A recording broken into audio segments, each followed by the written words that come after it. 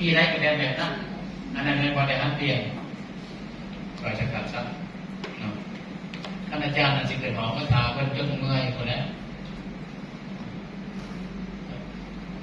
ถึงมากประมาณนั้น4-5 นาทีแล้วก็เขียนยังใส่อันนั้นแล้วก็นี้เย็ดสมมติว่าอันนั้นนะการแนวคิดมันออกมาแนวนั้นพฤติกรรมออกมาเราถึง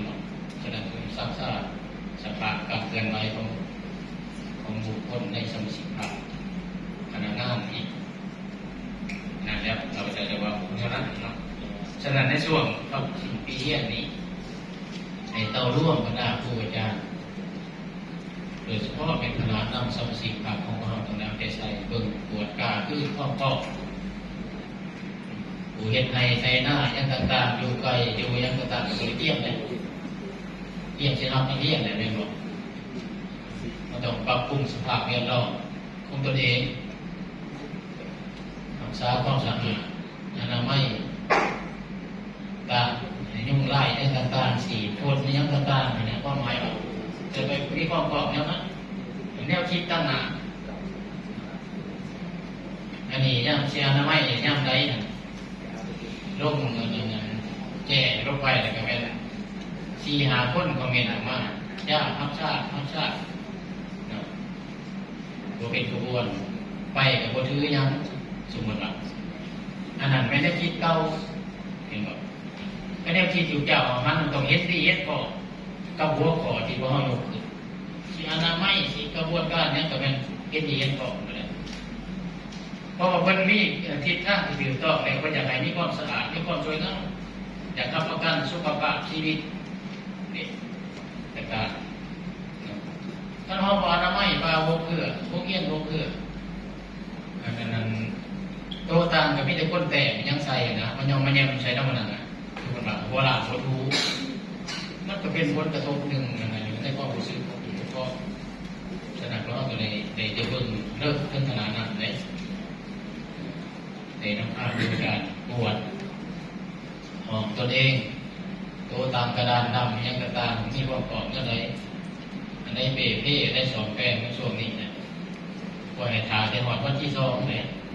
เนาะนั่นไหมน้ำพาเดียวคิดช่วงนี้ให้จุดเจ้าเอาหันให้หันมีความพอต่อกับเหตุการณ์ให้มีความเป็นไปได้อีกสูงอีกเลยอันนั้นได้เลยมันไม่ร่วมศูนย์นะผมอยากว่าร้ายจะได้หมดการร่วมศูนย์ยกพวกก่อกันมากนั้นร่วมศูนย์เรียนน้ำกันแก่น้ำกันแลกน้ำกันสำเร็จรวมกันเป็นศูนย์การร่วมศูนย์อันนั้นอะไรยังไงเอาทันอันนี้เกิดไปแล้วจิตการทันเปลี่ยนให้มันทันกับเหตุการณ์แนวคิดต้านปัญหาตัวการอย่างเขาอื่นกันเขาอื่นเป็นยังข้าพเจ้าว่าอยากได้ผลประโยชน์ต่างๆมาเป็นของตัวเองนะในทางที่เขาสอบตัวอย่างนะต้องไปเบิ่งพิจารณาได้มากแบบไหนได้มากโปร่งใสเพราะได้มากมีความยุ่งยากหรือได้มากจากเกลือแห้งใส่ให้งานตัวเองตัวหรือยังไงนะอย่างสอดคล้องเหมาะสมกับดูระเบียบประการอันนี้ก็ต้องไปเบิ่งส่วนรายเขาก็อยากทานในรายบอลก็อยากทานกระบวนการอยากตอบชีวิตอยากได้ไม่ได้อยากได้นั่นคืออยากได้เกินนั้นเพื่อให้ตัวเองอยากได้เกินทรัพย์หรือว่าทรัพย์สินที่ตัวเองนี่ก็นะครับก็เรียกไปตัวที่ตัวแรกนั่นนี่เป็นกระตุ้นอยู่ในพวกเขตของเราเป็นลายไปซ่อมแซมน้ำกันนั่งตัวกระทับเป็นยังไงมีในใจตรวจมันการมีในปวดกล้าปวดกระเอิญช่วงได้ไปศึกษาเนาะที่ผู้การเนี่ยชอบลายาได้ศึกษาย่อท่อด้านไล่ประกาศป้อมย่อท่อด้าน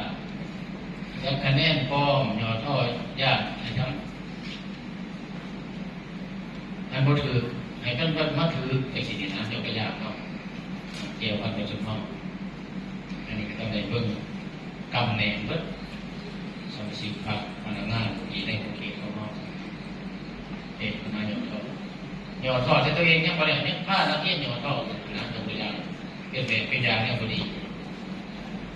นี่เป็นอย่างนี้โซเวียตนี่คือว่าจะไม่ปวดผ้าทามี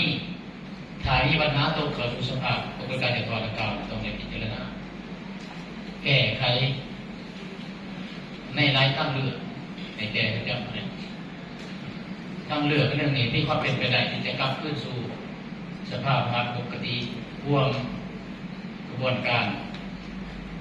คุ้มครองการเรียนการสอนหรือว่าอุทิศต่อการศึกษาอย่างปกติอันที่สองนี่มีทางเลือกว่าเจ้าสิมาน้ำเมาเสียดน้ำหรือศีสละพวกเขาพวกก็ต้องมันแจ้งอย่าเฮ็ดแบบว่าคนเรือบ่พ่อทุกปัจจุบันนี่เนาะอึดอยู่แต่ว่าเฮาวันนั้นคนบ่พ่ออยู่แต่ว่าคันบ่พ่อไปรับคนที่มีปัญหากระทบต่อการจะตัดสินเฮาก็ลำบากคือกันแม่ว่าป้าตัวเดียวเน่าเขาออกก็